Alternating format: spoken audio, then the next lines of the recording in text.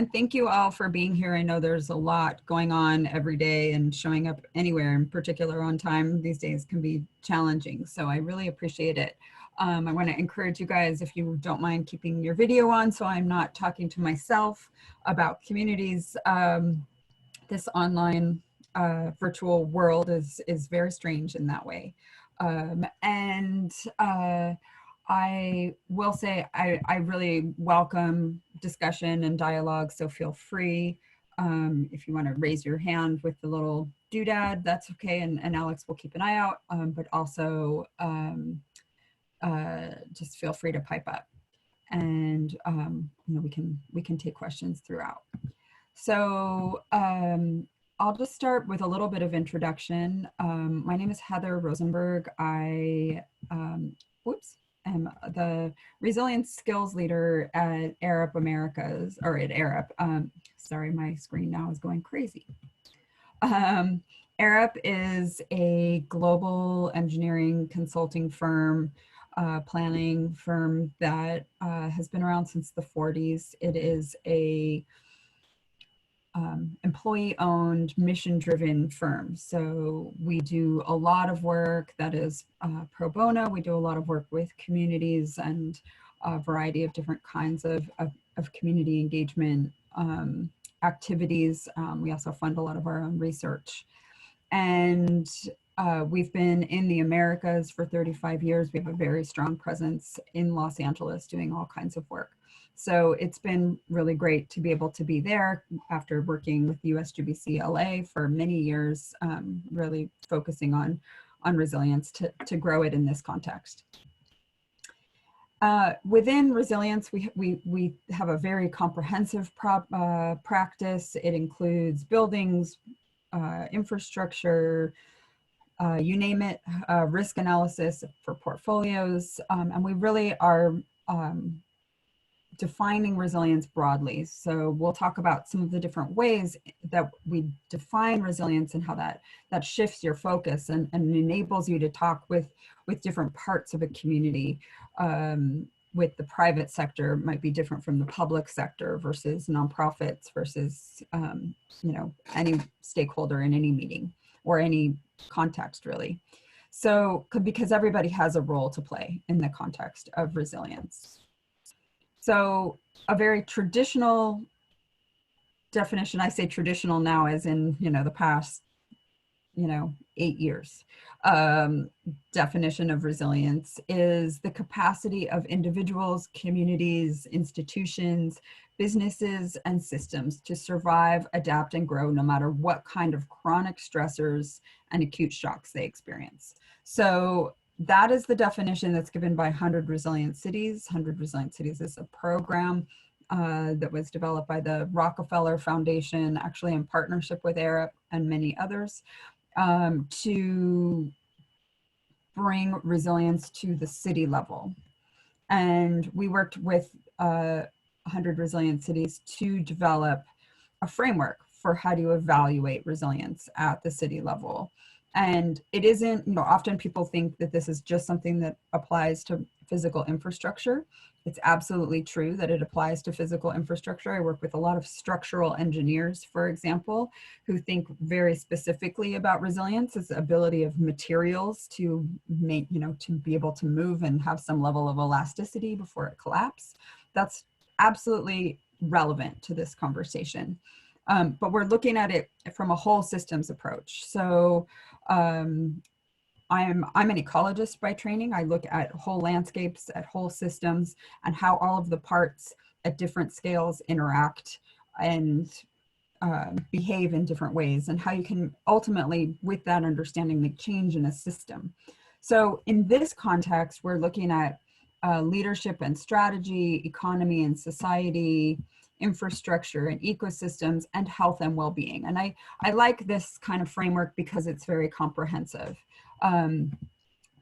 We then can take that down to many different scales, and part of understanding systems and a key piece of systems thinking is the ability to zoom in and out.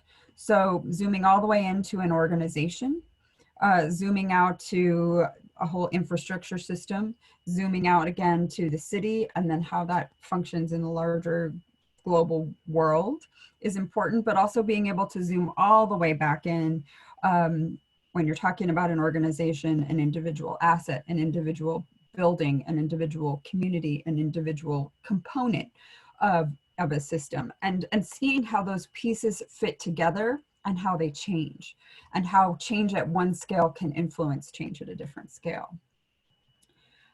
Further expanding on that, we're thinking about different dimensions of the system. So not just the different scales, but the different types of pieces. So not just the physical infrastructure, we think about physical systems in terms of buildings, infrastructure, the built environment, the natural environment. We might think about social systems. This is the majority of what we're going to talk about today, but that's all in context of everything else. So the bonds between people, the levels of access to power, equity within the community, all of those pieces of social systems. And then all of that has, you know, the economic side as well, in terms of business processes, access to jobs, economic reserves and savings. All of those things are interacting in complex ways. And the ability to keep that in mind as we move towards understanding change is a fundamental part of resilience. When we talk just about physical systems, we can make the case for resilience. This is from a study that was developed by the National Institute for Building Science. And they really looked at the cost of mitigating potential changes or potential disruption from disasters compared to the cost of recovery. So, you know, if you do a seismic upgrade of a piece of infrastructure, for example, versus repairing something after an earthquake has happened, what is the savings in terms of downtime and cost of response and recovery? These are just hard infrastructure costs. They don't include any soft costs, and they don't include any co-benefits. So for example, if we're going to invest in a piece of infrastructure and move from, say it's a piece of flood proofing infrastructure, we might have a significant savings from just a flood wall, but a more comprehensive approach and systemic approach that might be more resilient around green infrastructure, where you also have habitat and recreation and green open space and all of these other things, that's not captured in these numbers. These are just, from a series of studies around the physical side. And I want to make that clear because even when we're just talking about that, we have a real business case to make. We need to use some different math than we maybe typically would use in terms of return on investment that we often think of in sustainability, because we're factoring in uncertainty. We're factoring in disruptive events, and that's a new kind of math, or it's not new, but it's new to this context. And so we need to account for that. Even just at the physical level, there is a case to be made. It's also important to remember that the weakest link, the thing that you depend on at the building scale, may be beyond your control. And whether that's a failure of a transportation system from a flood or an earthquake or something like that, energy disruption, we're certainly experiencing what that could look like in California with public safety power outages and even rolling blackouts in the context of extreme heat, which is pretty interesting, something we haven't seen in a while, and interesting that it's happening while everyone's at home instead of everyone at work, which means we're using a different kind of building and interacting with the grid in some different ways. The other piece is the communication side of it, and can you access your communication infrastructure? So remembering that at the building scale, and we're interacting with the infrastructure scale and beyond. So we're trying to take a really systems-based approach here, and not just thinking about resilience as how to make things safer, which is a piece of it, or how to fortify and strengthen something, which we are, but we're also trying to make things more flexible, more adaptable, having greater ability to adapt and change. And that's sort of a different mental framework than just hunkering down. And we're not just trying to manage or mitigate risk. We're really trying to build adaptive capacity. And that's a really key piece, because communities are fundamental, and our ability to work together and collaborate is a fundamental piece of what gives us adaptive capacity. So drilling into resilience and this notion of shocks and stressors, I think is really key. And this comes from the 100 Resilient Cities definition, and it can be broadened or constrained. This is the definition I use most often when I define resilience, but the capacity to survive and thrive in the face of stressors and shocks. First of all, it's not a fundamental quality. It's more of an attribute. It's something that is a capacity. It's like health, right? You can build it over time. It needs to be maintained over time. You don't get your plaque on the wall and then you're done and now you're resilient. You need to actually maintain this capacity. And we're not just talking about survival here, although in a lot of cases it does come down to survival. And for some communities more than others, it's about survival. But it's also the ability to thrive and to come together and to, find quality of life. And again, communities are fundamental to that. And looking at shocks and stressors. So what are the disruptive changes that are going to happen that are taking us out of a state of equilibrium, that we've really, I think, as a society for a lot of communities have experienced a state of equilibrium for a really long time. And now we're getting pushed out of a sense of equilibrium. It's important to remember that this is happening. COVID is extremely disruptive. If we think of COVID as a shock to the system, it is, we might say, the first of many, or maybe not the first, but the first global shock, and the first shock of this type that many communities are experiencing. Other communities are living in a state of shocks one after the other all the time. So I don't want to diminish that when I talk about this particular event. But the scale and scope of this, I think, is rather striking. So it's important to remember that we are moving into the age of climate impacts. This is not a one-off. This is not something, we had, I remember, if you remember Hurricane Sandy, or Hurricane Katrina, right? That really was kind of the first in the US that shocked people of, wow, this really could happen, and the government isn't really going to be able to save us. Then it happened to New York City with Hurricane Sandy. And since then, it's been, sort of this progression of events. That is really part of the new normal of these major disruptive events. There are many drivers for this. Obviously, climate change is one of them, but also urbanization, loss of habitat, population growth, et cetera, et cetera. There are many drivers of disruptive change, and that is creating an increase in the size, frequency, and cost of disasters globally. So this graph right here is just the total number of disasters, but the scope and size and impact is also growing. But it's the stressors that make us vulnerable, the underlying failures of infrastructure, racial inequality, poverty, public health problems, environmental problems, air quality, the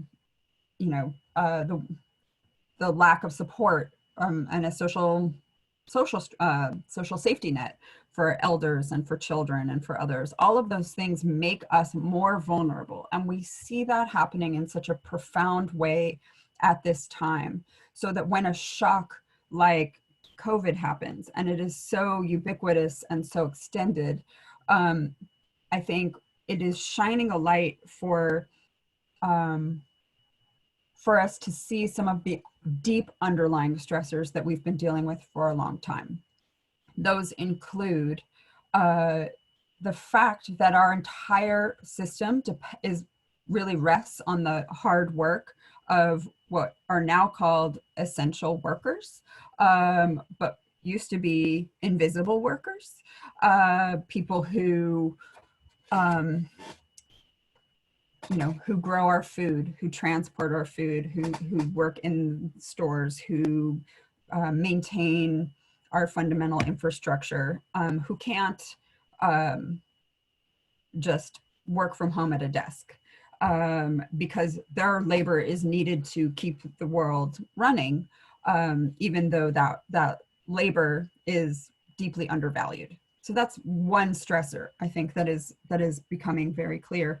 The other is massive racial disparity, and really bringing to the surface the fact that we have invested very heavily in police forces that are coming in and providing a whole variety of services because we've underfunded all these other services, and we have a system of institutional and structural racism. So that combination of issues happening at the same time, and seeing those in such stark contrast, I think that is becoming increasingly apparent to people who maybe couldn't have seen those things before, and how these pieces are playing out more substantially in some communities than others.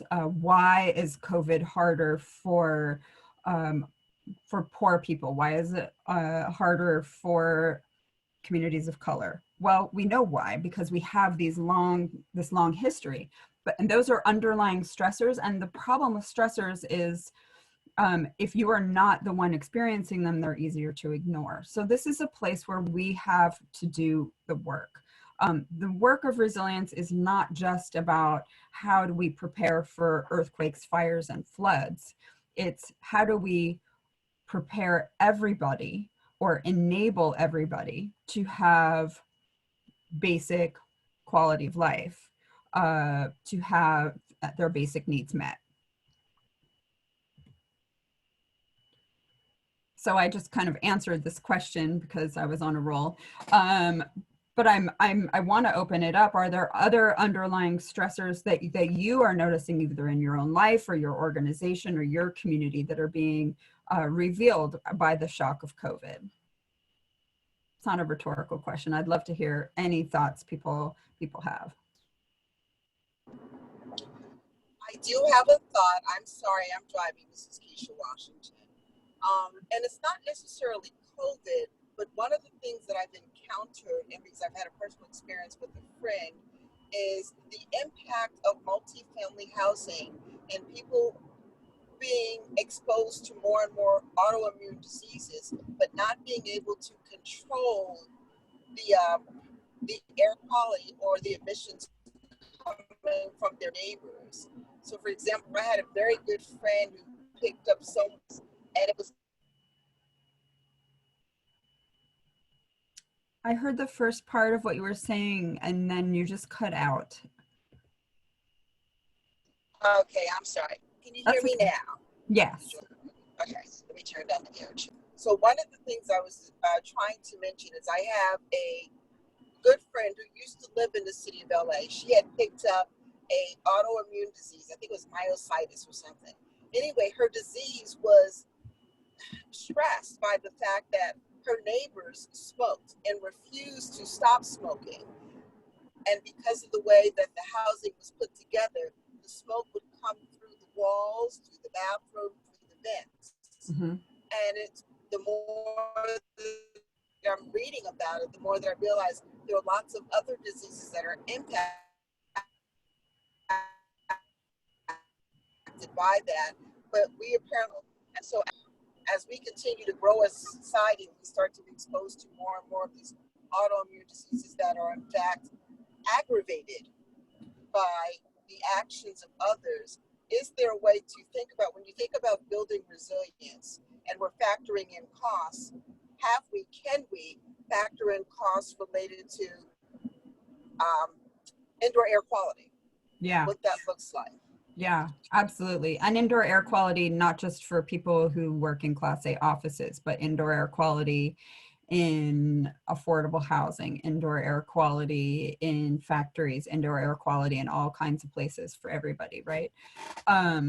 So I think that's a really critical piece, and something that I've been thinking about and working with some different groups on. How do you actually drive investment towards retrofitting affordable housing around COVID, but also around other issues related to resilience, everything from, you know, seismic upgrades and looking at heat stressors and weatherproofing and things like that. And that is a really, really critical piece. And thinking about, we're now thinking about airflow in a lot of new ways, simply because of COVID. People are modeling how pathogens move in space in indoor environments in a pretty aggressive way. And that piece is something we're going to continue to look at. So thank you for that. Definitely an underlying stressor. So we learn a lot from disasters, and this is something that I think I didn't really fully appreciate when I started working in this space about 8 years ago. I'd come from working in the sustainability arena and spent a long time thinking about green buildings, and started to really, again, from a systems perspective, say, well, where are the people? And how green is your building if it's displacing a community? How green is your building if it is exploiting its workers? And I couldn't find a leverage point. And so I started to really think about disasters and I thought I would just sort of explore that as a thought exercise. And then I had some research money to do it. And then I would go back to thinking about other stuff, because who wants to think about disasters? But there's so much that you can learn from from points of failure, about not just what goes wrong, but what needs to go right. And so this has really become the focus of my work, is not just disasters, but what do we learn from disasters, and how can we leverage that to build more just and sustainable societies? And so the first thing that's important to understand is that government can be quickly overwhelmed. And so communities may need to survive without city services. Maybe that means without food and water, you know, without or municipally supplied electricity and other things like that, without other infrastructure. Neighbors can become first responders, and people are more likely to be rescued in a major disaster by a stranger or somebody they know, a neighbor, somebody near, you know, a coworker, than they are to be rescued by a first responder. And so the more we know our neighbors, the more able we are to provide that kind of support. We know that vulnerable populations have the hardest time recovering. We have lots and lots of examples of that. If you have a savings account, if you have access to capital, if you have insurance, if you have a community that you know, has all those things, you're much more likely to recover than if you're already stressed in some of the various ways that we've been talking about. Something that's become really clear to me, and I'm going to talk about this a bit more, is that the trauma of disasters impacts decision-making, and we need to be thinking about trauma in some new ways, even as we think about the built environment, even as practitioners, as engineers and designers and the like. And in that context, social cohesion is critical. It's both something that helps communities respond and recover, but also can be part of addressing trauma. The other thing we know is that the cost of doing nothing can be catastrophic. So we are often hamstrung by how much first costs we're looking at in this kind of investment. But the cost of doing nothing is far worse. And I showed a slide earlier that illustrated that. the fundamental thing though that I learned from looking at disasters that really shifted my work is that strong connected communities recover faster and more fully.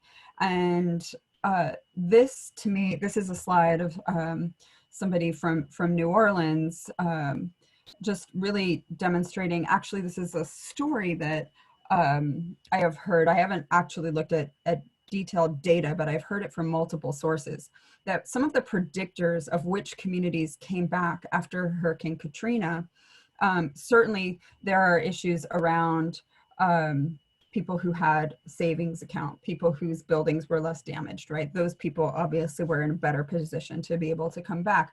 But but even controlling for all of that, communities that participated in Mardi Gras floats were more likely to come back because they had a social network. They had an idea of who could provide help, who would need help, who had what resources, how do they work together to solve problems. All of those pieces together provide communities for what they need to be able to come back. So I just want to share some stories of two communities that I was working with that had in a recovery zone, because the vast majority of my work honestly has been on the preparedness and prevention and planning side, planning for recovery and planning for disruptive events and building adaptive capacity. And there were some things I started to notice when I started to do more work in fire recovery.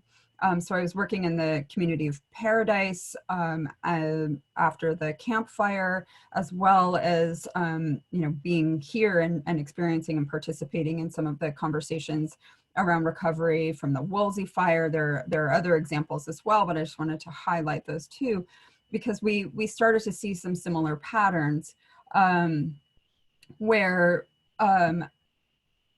when we were working as advisors in the built environment to try and facilitate recovery, there's the notion in resilience that of bouncing forward, right?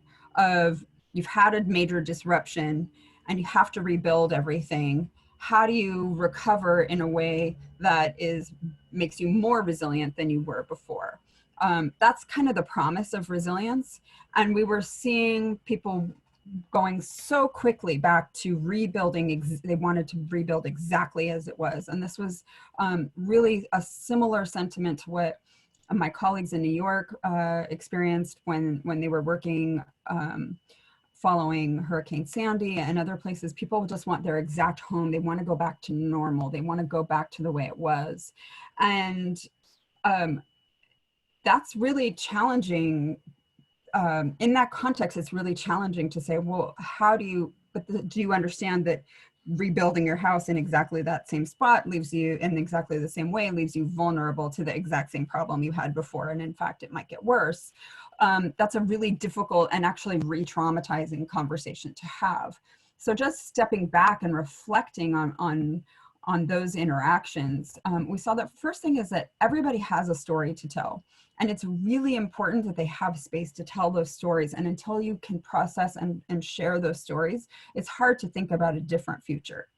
That community leaders may be focused, and appropriately so, on meeting immediate needs.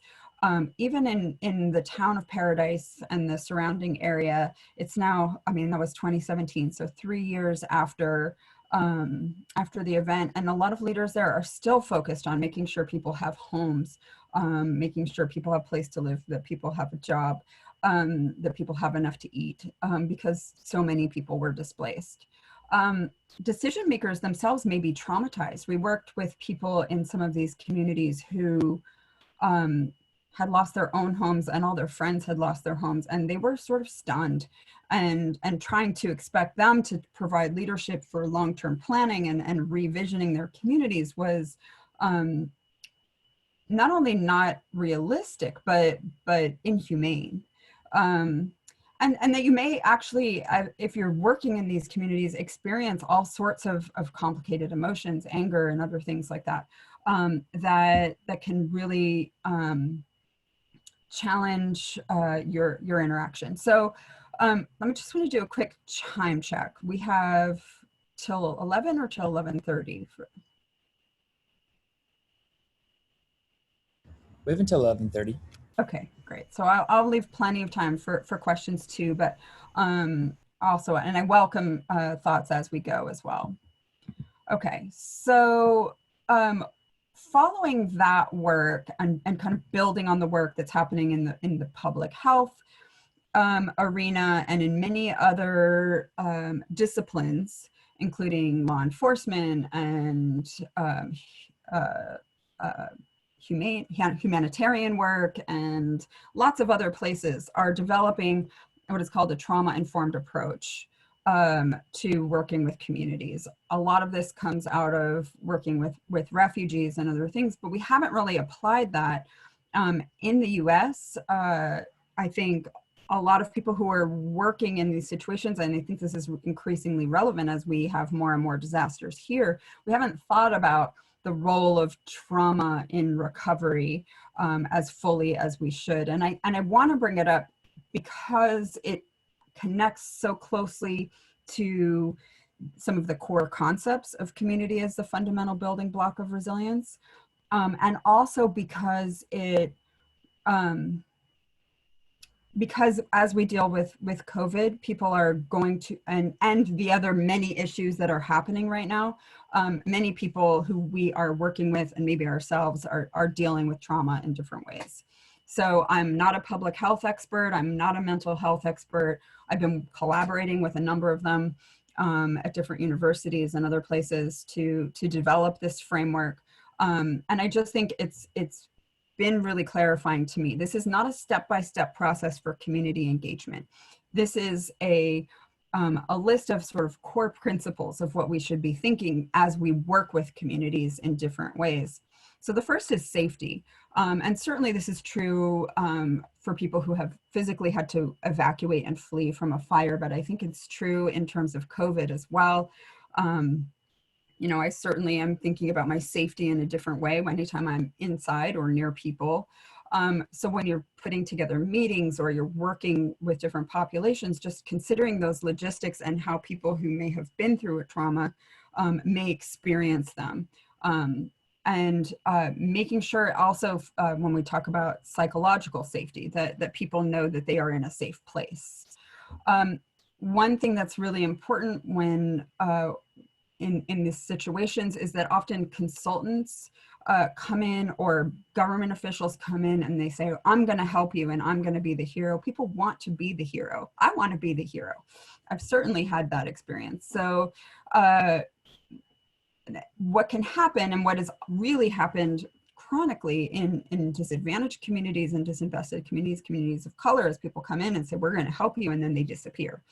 And there's the people who are, and this is especially people who have a history of or live in communities impacted by police violence and other kinds of things like that, where authority structure or authority systems may not be trustworthy and transparent. It's really important to build that kind of trust. So active listening, open communication, reliable and consistent showing up when you say you're going to show up, not over-promising, being really clear. One of the things that is really important as people process trauma is actually to be able to support each other, to align around a purpose, to envision what a better future could look like. And part of that happens at the community scale. So the more that you can promote peer-to-peer interactions, bring people together and build up or support local processes, local resources, and real community resources is really critical. The next is collaboration and mutuality. Again, how do you build the community as, how do you support the community in their role as decision makers? Letting that community articulate the needs and resources and wants and vision for the future, and valuing local expertise. Everybody's an expert in their own community, and that information really needs to come out and be supported and be recognized and valued. It's not just having lots of degrees that makes this work. It's really having that community experience. Empowerment and choice, act with active participation, giving people lots of different ways to participate, enabling informed decision making, and really that piece of empowerment. And all of that should be in the context of recognizing cultural, historical, and gender issues that may relate to historical trauma, and access for all groups, all of those different pieces. So I think if you have a framework like that around understanding trauma to begin with, that people may be traumatized, and that these are the pieces that address trauma, that you can create a better community engagement experience, whether it's in a context of fire recovery or a context of any kind of community engagement, because many populations and people are experiencing these things. How do you let people know that you are going to deal with them in an honorable and dignified way, that you will do what you say, that you show up, that you bring the resources you say you have and don't promise to bring resources you can't control, and put the decision making into the hands of the community. Fundamental to this, and this comes from an author called Daniel Aldrich, who does a lot of really interesting writing on community resilience and a lot of deep investigation. He really breaks the dimensions of social resilience into three components. The first is social cohesion. How connected is the community to each other? And you've heard me talk about that a number of ways. The number of relationships that people have, the strength of those relationships. The next piece is social equity, the fair and just distribution of resources and access to basic needs.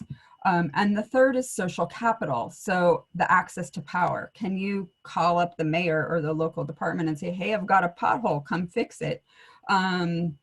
Is one kind of social capital. Other kinds of community organizations help build social capital by bringing people together. And it's important to remember that all three of these are critical to social resilience or community resilience.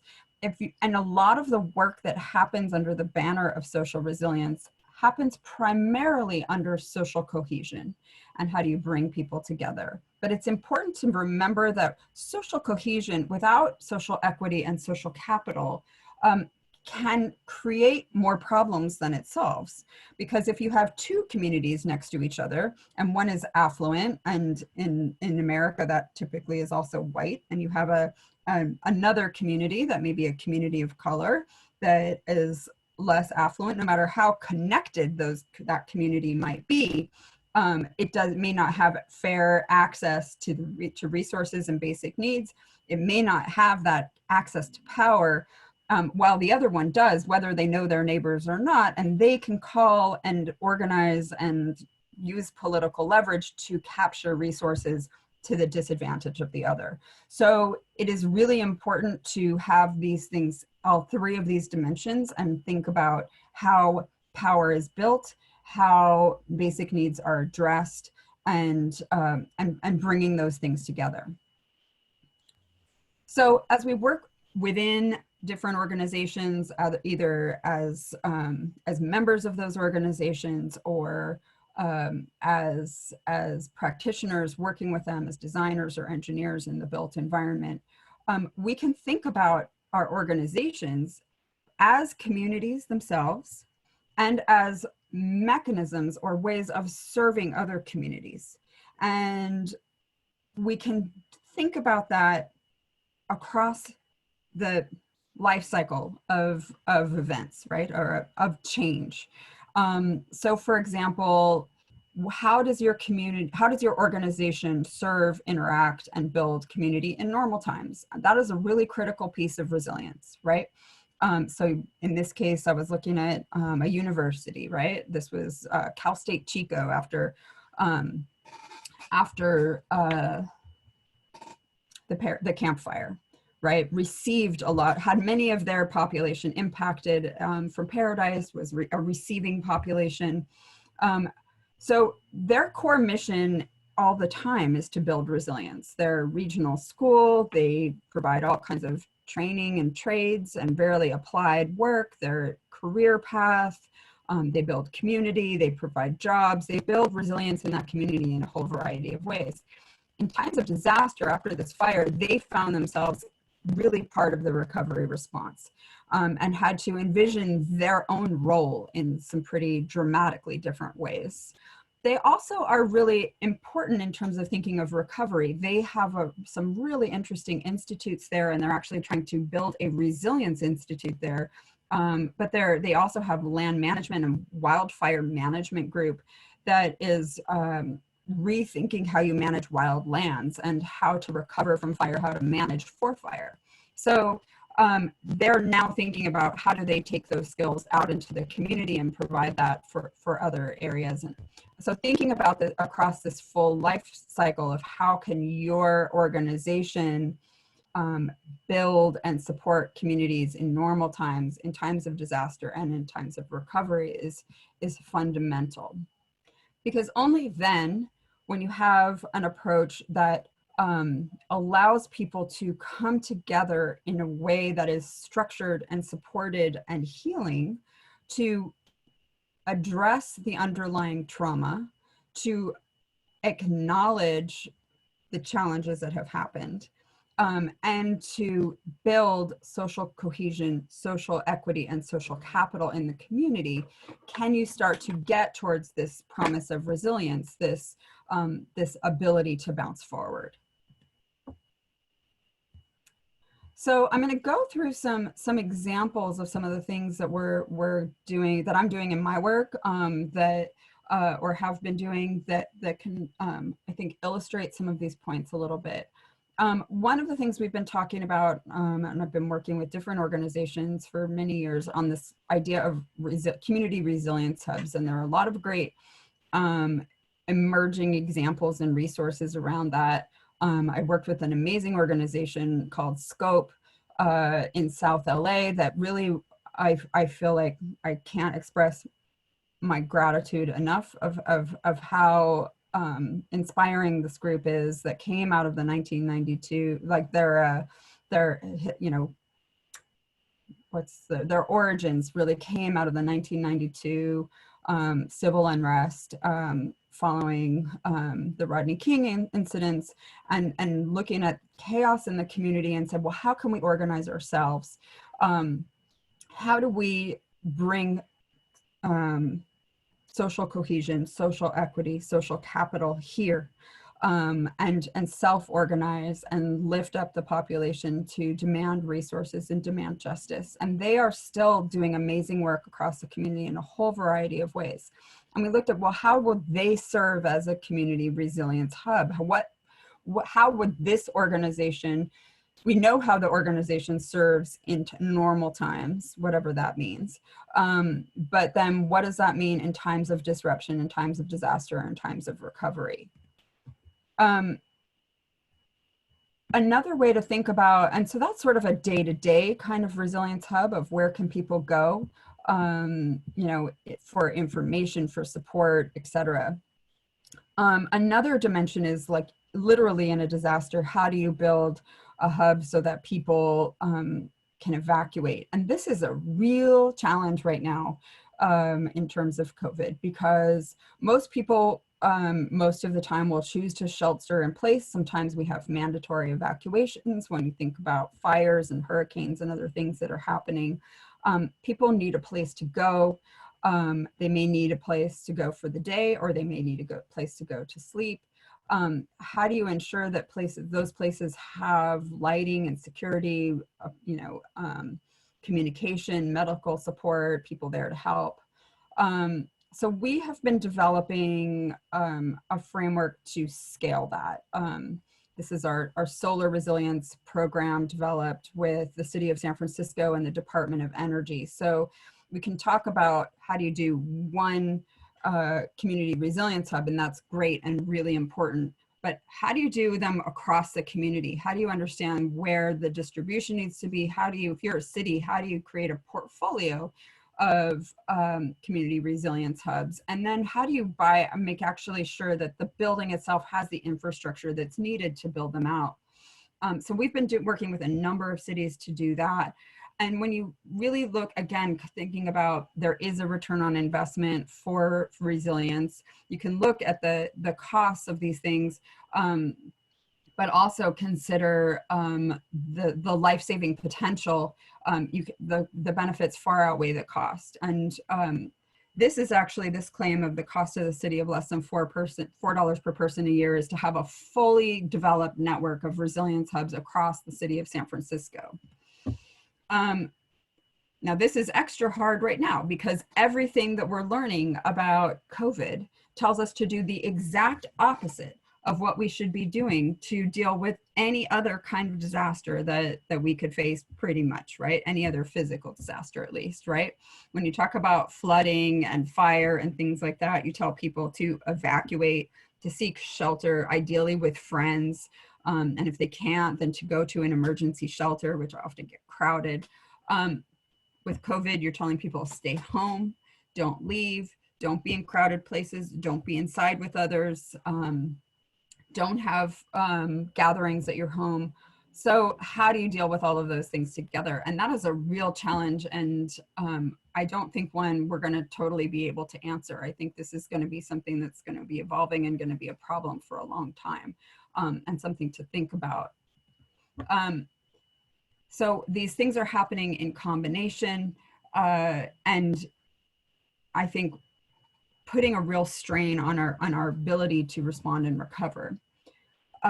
So one part of the answer, and I'm not going to claim that this is, this is how you answer this problem, but a big piece of it is that you have a connected community with clear communication and a networked approach, where you can really build on advanced planning and informed decision making so that you have a distributed network. So again, coming back to this idea of a networked system of resilience hubs can be quite powerful, because rather than thinking about one individual large shelter, you can have shelters throughout the community where you may be able to keep people at lower density.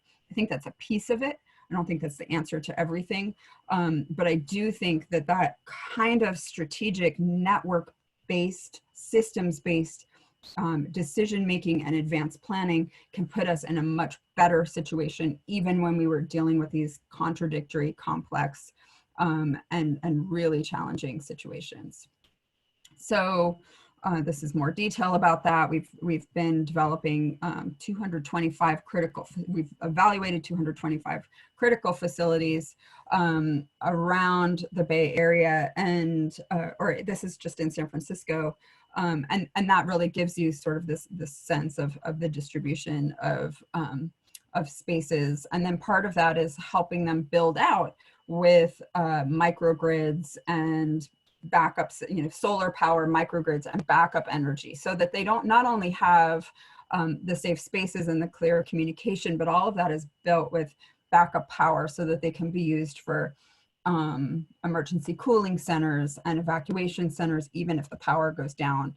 And that's a really critical piece when you just think about from the energy infrastructure. If you have that in place, you can use the development of that energy infrastructure to galvanize the organizational and institutional support and operational support around it. And then you need both pieces working together.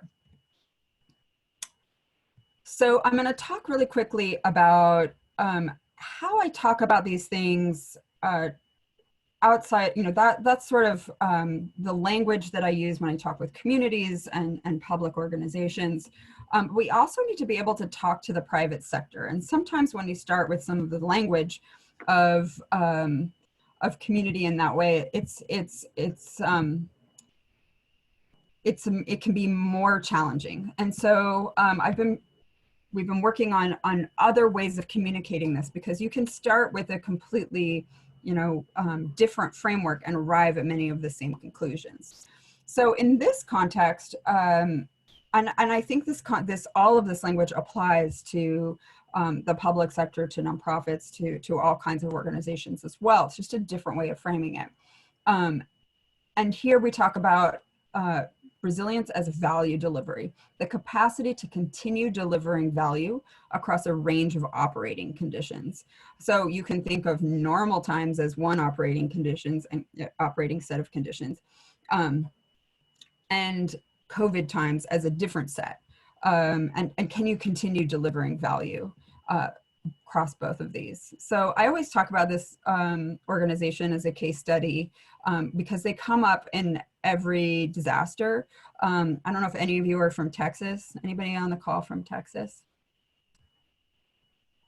I don't see anybody. Or Louisiana or this region. Anyone know HEB grocery store? Yeah.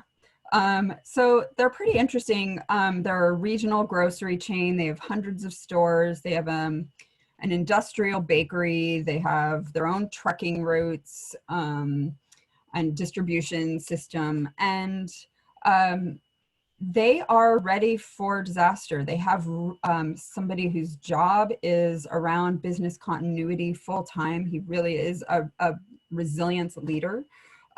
Making sure that they have all of the things that they need to continue operating. So when Hurricane Harvey hit, they knew which stores they could open. They knew which employees could get to their store. They knew which stores had power. They knew which trucking routes were accessible. They knew what to stock. They knew how to switch operations in their industrial bakery. So instead of making, 22 different kinds of pastries, they made hot dog buns and sandwich bread, because that's what you eat when you have no power and nothing else. Everybody eats hot dogs. Not everybody eats hot dogs, sorry. But they are a good, easy comfort food. So makes sense to distribute them. They stopped distributing flowers and distributed more diapers and first aid materials and drinking water, all of those things. So they knew what to do very quickly. And this is how they came to my attention is, they were able to leverage that, that real situational awareness and connection to community and excellent planning for disaster, and not just planning for disaster, but planning for recovery. And this was a meme that was going around after Hurricane Harvey. I'll see your FEMA and Red Cross and raise you my Texas grocery store. They were out there in the community and really probably as a result saved lives. And they weren't doing it for free. They were still charging for things, in the grocery store. So they were able to maintain their own business continuity, but in a way that really not only served their communities in that moment, but created an opportunity for people to come together, created movement and action, and also helped their own brand. If you're going through a situation like this in this kind of crisis, and your Texas grocery store is got their together, you remember that. And by the way, you have just heard the best commercial for HEB grocery store that you will ever hear. If you go to these areas and you see HEB grocery store, you'll be like, oh yeah, that's the grocery store that showed up for their people. So there is a return on investment for that level of organization. So how do you do that? So this is actually an organization that we have worked with pretty extensively. This is a Bristol airport. And it is a place where we've done very extensive studies to understand, well, okay, how do you deliver value? What does value even mean in an organization like an airport? How does an airport deliver value?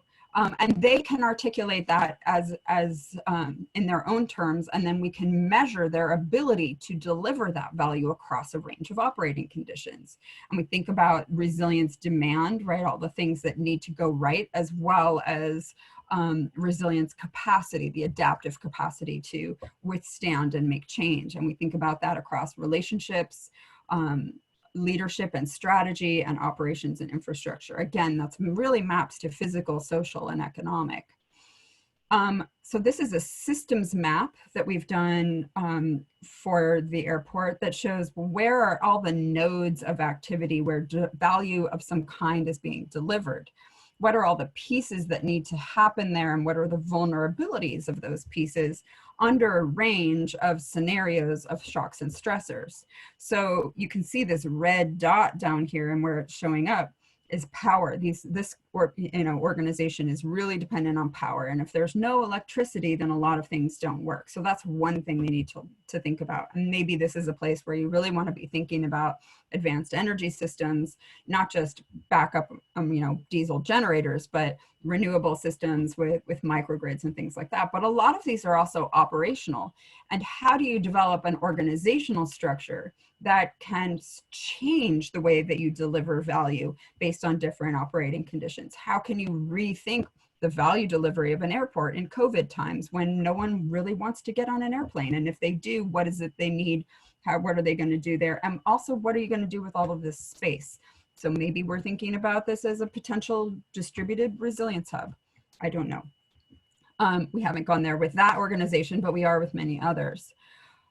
We actually are developing a whole series of metrics, and this is on the line with ASHRAE standards and other kinds of things like that, to really look at organizational management, but using it and asset management, using that in the context of building resilience. So you can look at all of these different things around leadership and diversity and integration and information flow and risk management, risk awareness, horizon scanning. They're all attributes of an organization, and say, well, how well are you doing in the context of these variety of metrics? And is this a place where you are doing well, where you're not yet operating effectively, where actually you have major holes? And from that, and then looking at how you can invest in those pieces to increase your value delivery, we can quantify, well, what would the benefit be? And this is, rather than just thinking about traditional cost benefit analysis, or even cost benefit analysis that includes losses avoided from disruption, you can talk about, well, how do you actually incorporate that into value delivery across the things that the organization states as the value that they deliver and the things that they care about. Questions about any of that? I sort of flew through that.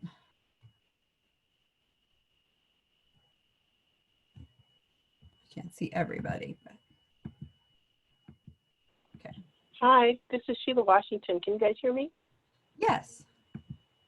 Hi, I work with Los Angeles Department of Water and Power in the Corporate Sustainability Program, and I've actually done several programs with some of your colleagues at ARUP for LEED certification of buildings. Mm-hmm. I'm also a member of USGBC-LA.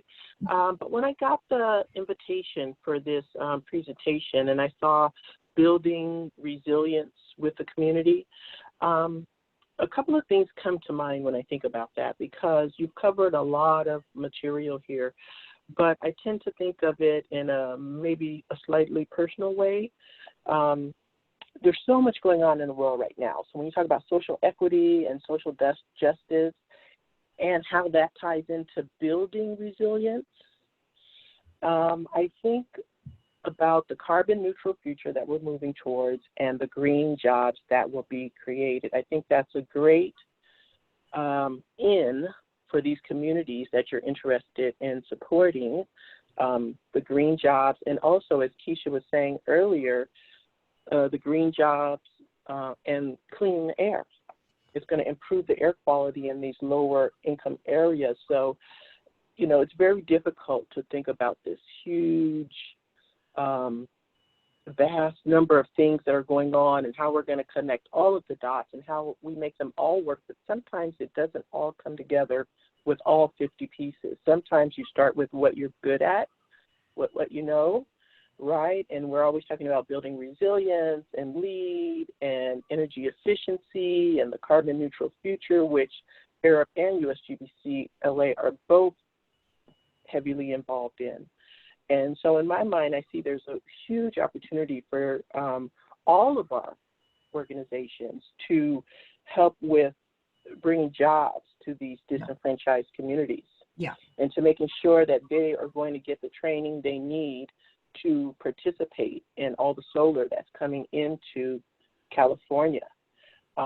These are some of the things that those grassroots organizations that you guys work with can be really pivotal in helping you with. Identify programs, but also the grants that are available for these associated projects.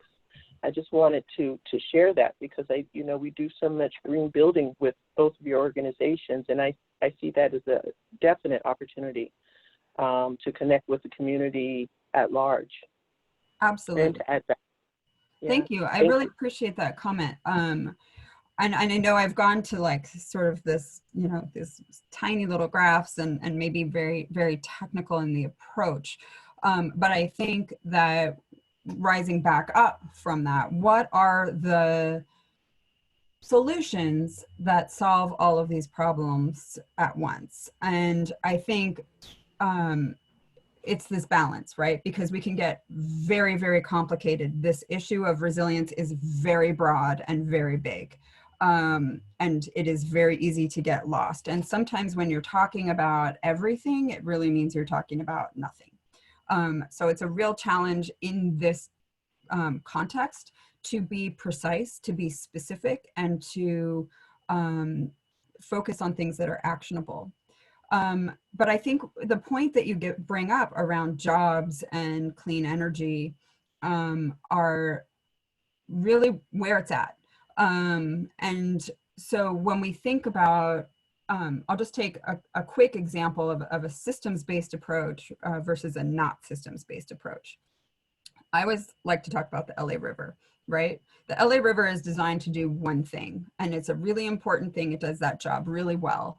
That's a job that was identified early in the city's history, that we have a river that floods, that kills people. We need to fix it. The Army Corps of Engineers came in and they paved it. We did not think, or whoever was not thinking about all of the other things, that the work that a river needs to do or can do, and all of the other value that a river creates. And so by being holistic in the goals that we set, in the intention that we create, in the purpose and the alignment around that purpose in any project, to be clear about what is it that we want to achieve. And I am arguing that we need to be fundamentally audacious in the way that we articulate that. What does it take to build a just and sustainable society? What are the ingredients to that? And how do we apply that in the context of this project, whatever it is, this lead building, this piece of infrastructure, whatever it is. And from there, pretty quickly you get to, well, the pieces are around clean energy, clean air, clean water, enough food, basic needs for everybody. And can we do it in a way that is headed straight, that looks in a clear-eyed way at our history of institutionalized racism, of structural racism, looks at redlining, looks at the history of why there is this disparity and what can be addressed, what can be healed in the context of any organization or any project. That's my agenda. I'll be transparent about it. If I'm working with certain clients, because I am a consultant, then that's not necessarily how I phrase it. I don't introduce myself with all of that because it's too much, right? But that's my agenda. So when we think about an energy project, right? What is LADWP good at? You brought up LADWP. They're a perfect example. They, are utility. They supply our energy and water. That's fundamental. What are the ways that that can be done? And how does that deliver value? And how can it deliver value across a range of operating conditions for all people, right? So that has impacts or has different nuances perhaps under COVID because everybody's at home. It's drastically reducing our energy demand. How is it happening as we move towards electrification and decarbonization of the grid and of buildings? What does that look like as we are going to be moving towards or moving through probably an extended period of serious depression and hopefully investment in recovery? And how do we leverage every dollar of recovery to deliver all of the kinds of benefits that you're talking about, of clean energy, of reducing carbon emissions, of preparing for climate impacts, and doing it in a way that lifts up communities that need it most, that need the support, that have been chronically disinvested for a whole variety of reasons. So I think your points are spot on, that we need to be focused on, well, what is really And the this is action? Keisha, finally in the building. What's that? One of the things that I want to mention, and first of all, Sheila, thank you for bringing that up. And I probably missed part of the conversation coming up in the elevator, but one of the things I think is key that you've been touching on has to do with this whole notion of intentionality. And combined with that is the fact that for a lot of people, it's going to be a change in the way that they're thinking. So when they're approaching a project, for example, if you're an engineer, I used to joke that you're only focused on building the widget without taking into account who is building the widget, where's the widget being built, and the economic impacts that could flow with that along with other things. So it's a different way of thinking for everyone. Absolutely. And for everyone to understand that. And at the end of the day, the way that you were trained, perhaps professionally or based on your experience, is great, but it's not the whole. Yes. Together, we form the whole. So being open and recognizing that sometimes we have 2 ears to listen more, 1 mouth to talk a little bit less. Yes. But amongst us all, and that's the whole, honestly, that's part of the whole notion of inclusion. When you talk about DEI, inclusion means that all voices are welcome and they're needed in order to come up with the best solution. Absolutely. That was beautifully said. Thank you for that. Any more? We can, I mean, I don't have an agenda to get. I have a question. Go ahead. Hi, my name is Sarah, and I am currently enrolled as a graduate student at USC's Business School. But my background actually is with USAID, which is the United States Agency for International Development. And I've worked a lot in conflicts and had helped to respond to a lot of these vulnerable populations as a result of either disasters or just civil wars or just, plain like droughts and stuff. And I think the model that you're presenting and is really impressive for me, because not only are you touching on how to prepare communities to be resilient, but you're also touching on what is probably the biggest global challenge right now, which is climate change. And I think that this is something that, for me, with my background, I'm kind of shocked at, to be honest, because in a lot of the places that USAID is programming, not just USAID, but the UN and all these other sort of donor agencies, we talk about resilience a lot, but we still haven't really figured out what is it that how do you actually program against building resilient communities? And I think that everyone is sort of trying to pilot this concept, but we haven't really defined what is that one systemic way we're going to do this so that we can get everyone around the table on one sort of clarifying language so that we can make some real movement towards this and also fund it, because we need to drastically start working on this like right now. So for me, coming home and seeing that this sort of engagement, conversations, and traction has been made here is at least somewhat hopeful for me. Especially as California and being in California, you're definitely seeing the results of climate change and the sort of issues and impacts and the impacts at the community level. But because I've kind of focused on the community angle as well, because what I've done is really try to bring communities closer to government and also communities to be more cohesive. So I love that you use social cohesion, because not a lot of people in the United States understand what that really means, because we've never done any sort of programming, I think, overtly towards that in the United States.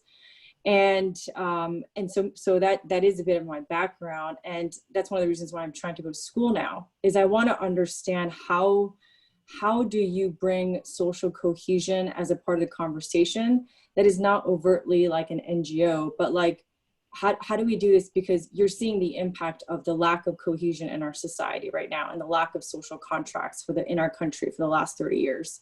It's all blowing up right now with every other sort of, issue. It's all revealed itself in 2020.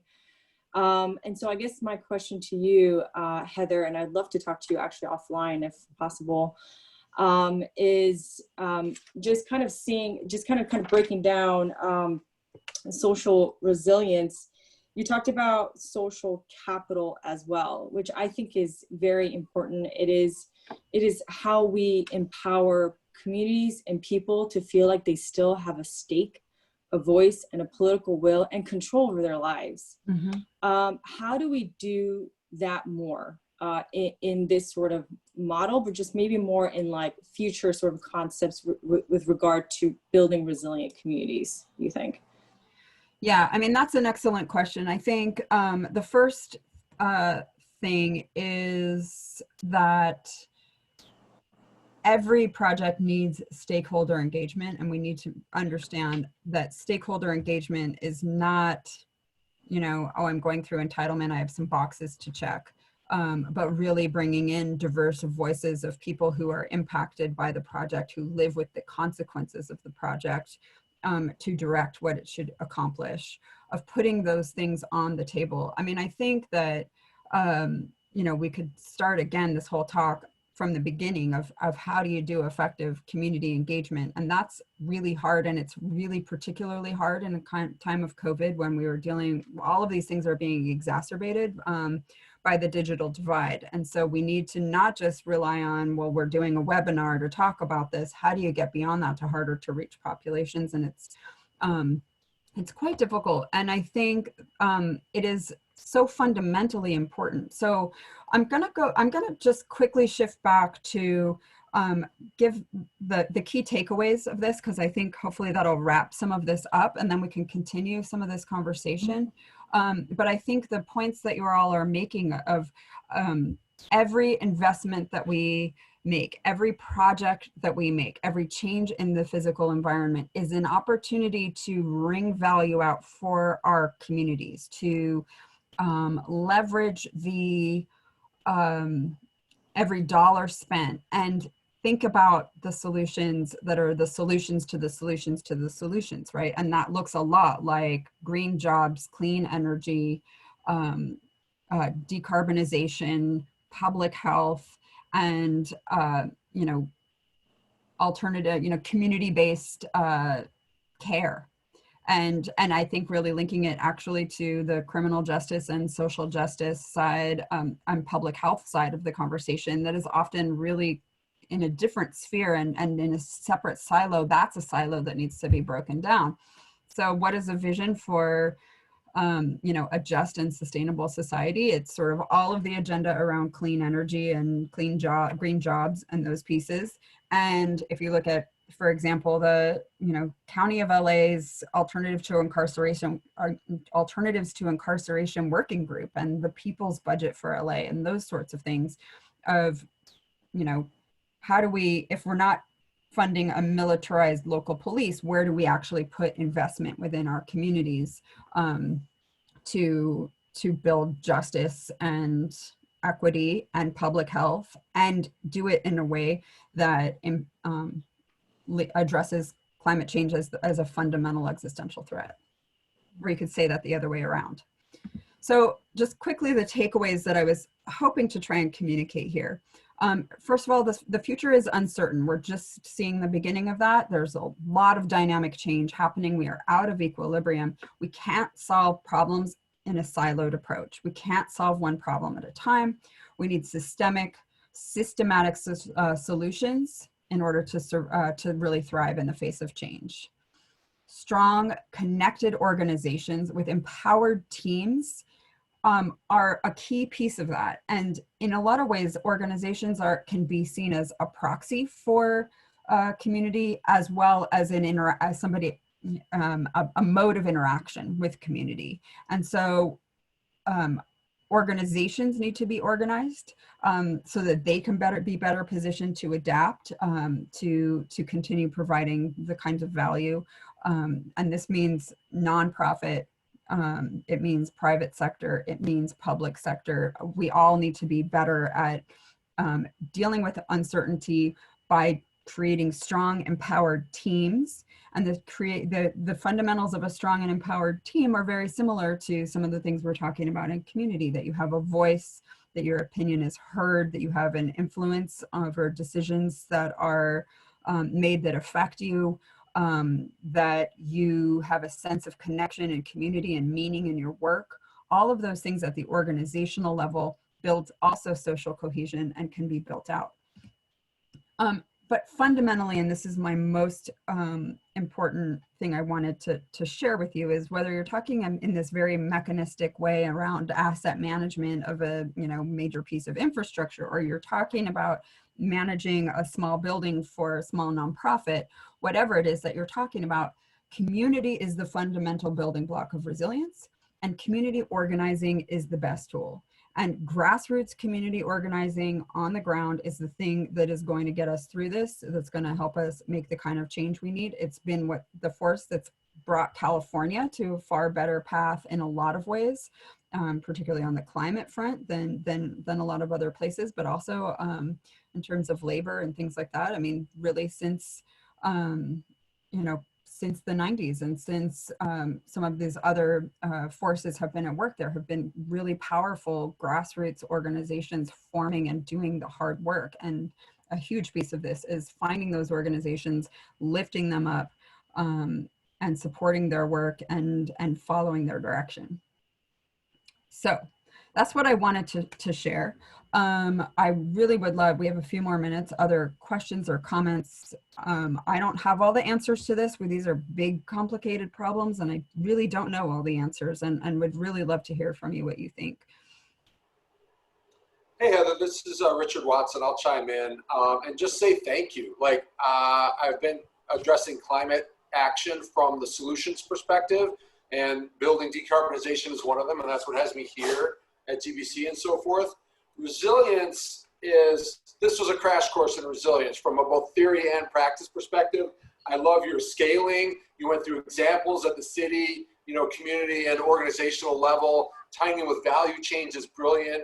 I would love to see, deeper value chains for things like airports and DWP and, LAUSD or what have you, which is where really the community, the pillars of our community, first and foremost, need to have resilient value chains to deliver their community-based services. So it's, again, just been fantastic to hear your thought leadership and see your examples of how to put it into practice.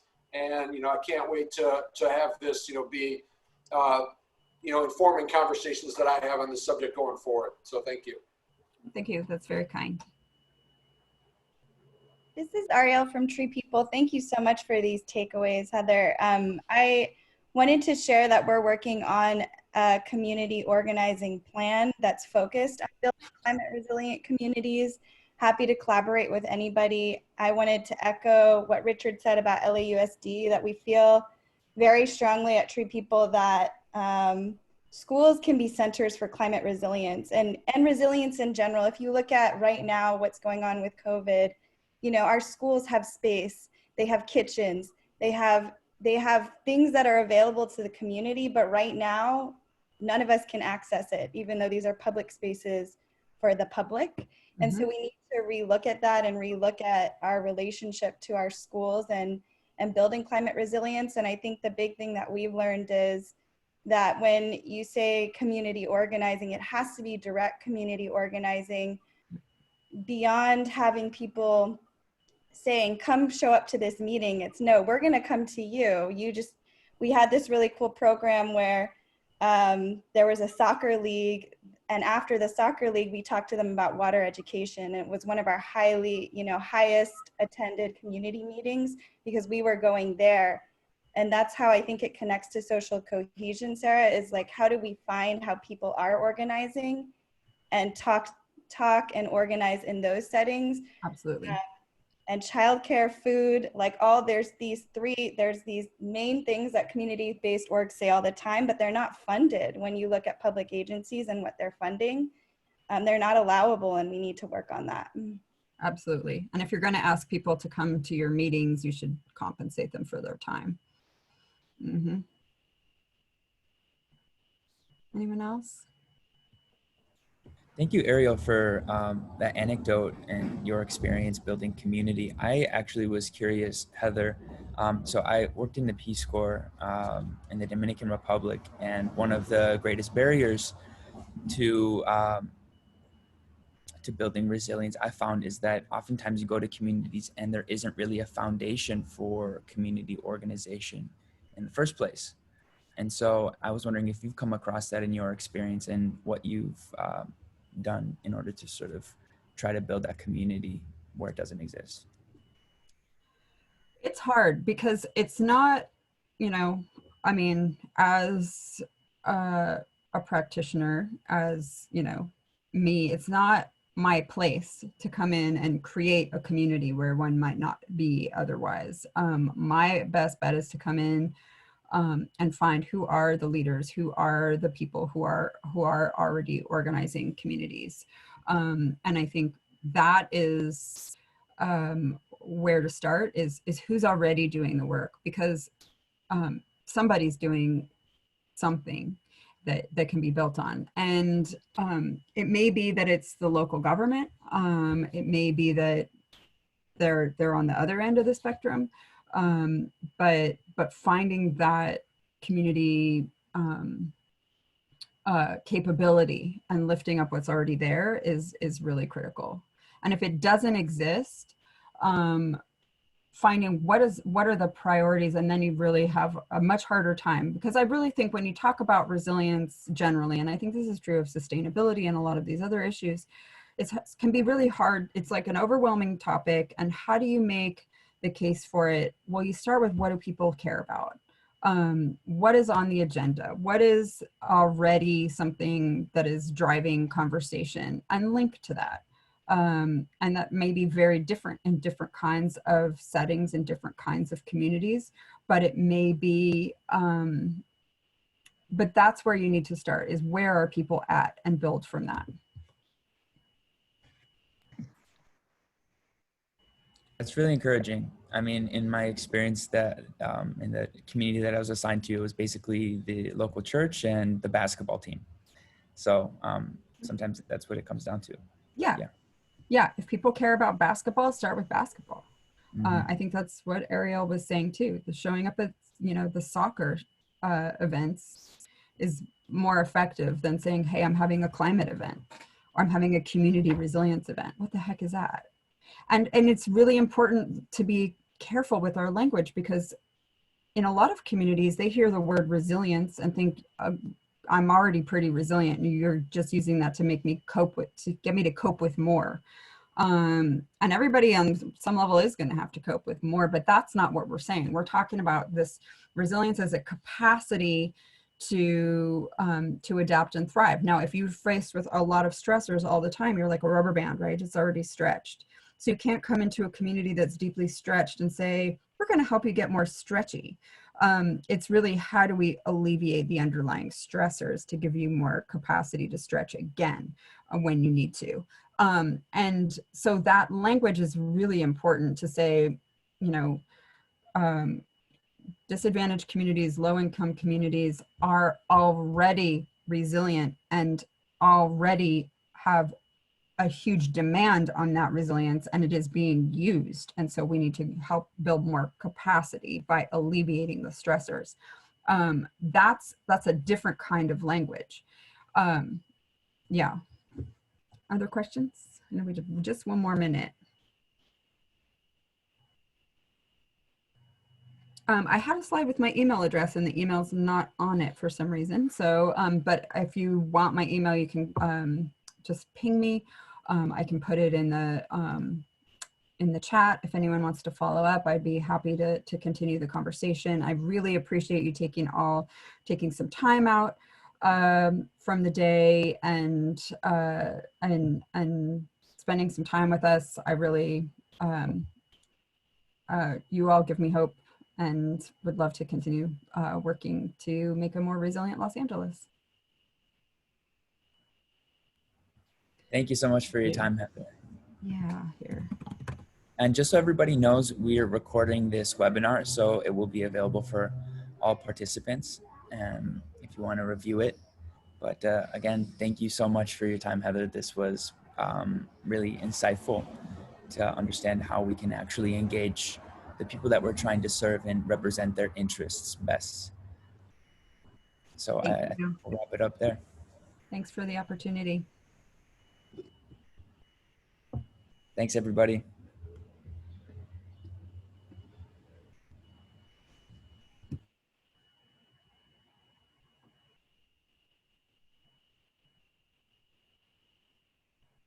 that what you need? Yeah, I think we're good. Okay, great. Thank you so Awesome. much, Alex. Yeah, good to meet you. Take Good care. to meet you too. Take care. Bye-bye.